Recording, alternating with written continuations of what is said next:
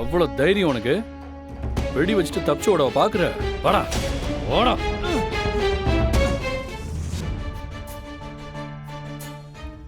திரு, என்னப்பா அந்த படுபாவி பையன் எங்க?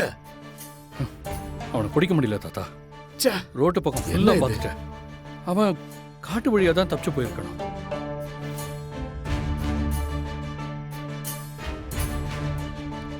யோ, உங்களுக்கு இதே வேலையா போச்சு.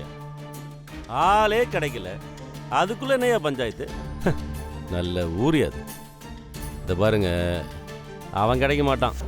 எல்லாரும் போய் நிம்மதியாக தூங்குற வேலையை பாருங்க. பஞ்சாயத்து அது இதுன்னு சொல்லி தூக்கத்தை கெடுத்துக்கிட்டு. அக்கா, கருணாக்கா. கருணா, ஓ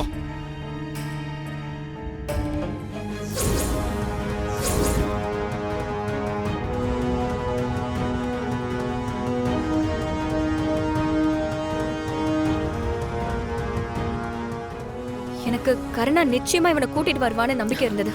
அதுதான் நடந்திருக்கு. அதானே, அவ எவ்வளவு பெரிய ஆளா இருந்தாலும் நம்ம கருணா கிட்ட இருந்து தப்பிக்க முடியுமா? இவனை தலைமறைவா இருக்க சொல்லி கிருபா சொன்னானே, இவனை எப்படி கருணா தூக்குனா? ஏ கருணா, இவனை எப்படி பிடிச்ச கருணா? இவன் பெரிய இவனாட்டம் கண்ணில் மண்ணை தூக்கிட்டு ஓட பார்த்தான். கருணா கிட்ட நடக்குமா?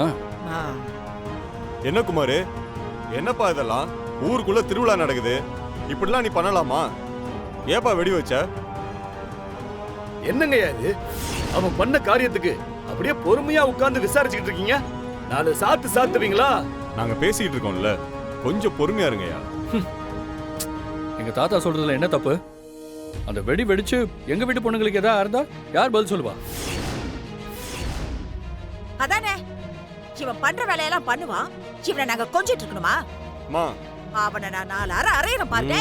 அம்மா இருமா. கொஞ்சம் பொறுமையா இருமா.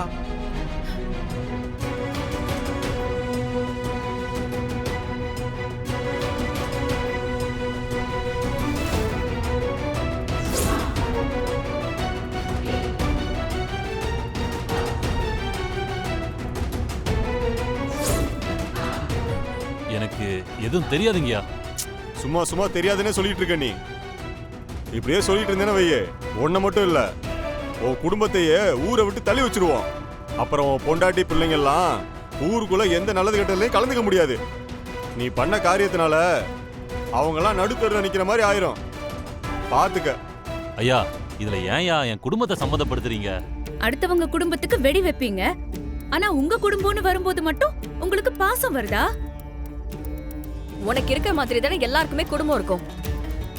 கண்டிப்பா இதை நீயா செஞ்சிருக்க வாய்ப்பில்லை. யாரோ சொல்லிதான் செஞ்சிருப்ப. யாரு சொன்னது? எல்லாத்தையும் நீயே சொல்லிட்டா நல்லது.